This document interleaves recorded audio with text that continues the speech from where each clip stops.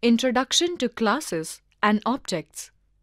Friends, in Level 2, we understood that Ruby is an object-oriented programming language. For learning any object-oriented programming language, we need to understand some basic concepts of object orientation. In programming jargon, they are also called as object-oriented programming specification concepts, or in short, OOPS concepts. But before proceeding to understand OOPS principles, will you please guess which thing could be at the core of any object-oriented programming language? I am sure everybody of you must be able to answer this question.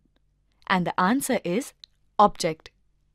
Object is at the core of any object-oriented programming language. So what exactly is an object? I guess everybody of us someday or the other must have come across this terminology called object. Remember, friends, the simplest definition of an object: anything that can be seen with naked eyes is an object. So with this as a definition, every physical thing in this world is an object. For example, myself is an object, Nitin is an object, Ayesha is an object, the table is an object, the fan is an object, and the list is endless. And if you give careful attention, you will find that every object has certain characteristics, and with the help of these characteristics, it performs certain operations. So when I say Nitin as an object, it has hands, legs, nose, ear, and so on. So in object-oriented terminology, these characteristics are called as attributes of an object.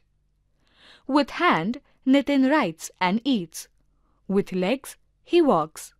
With nose, he smells. And with ear, he listens. So in object-oriented terminology, these operations of writing, eating, walking are called behaviors.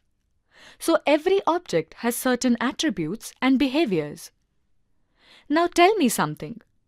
Every human being has hands, legs, nose and ear, and every human being writes, walks, smells and listens.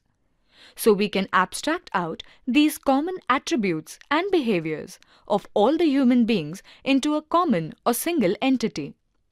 And this entity is nothing but a class. Another important term in object-oriented terminology.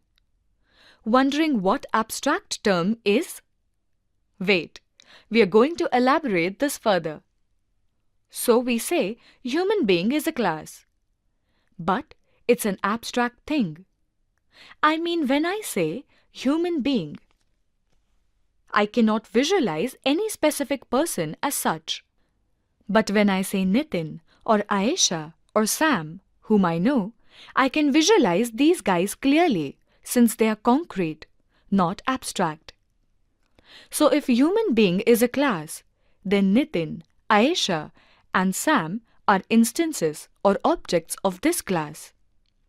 One more example to clarify the concept of a class. You people must be aware of the brick manufacturing unit where bricks are made.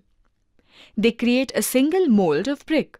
Out of this mold, they create multiple bricks. So, though we cannot use the mold in construction, we definitely use the bricks created out of this mold in construction. So we can say the mold is an abstract thing. It's a class.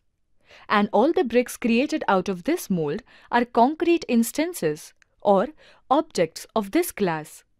I hope that now we are very much clear with the concept of class and an object.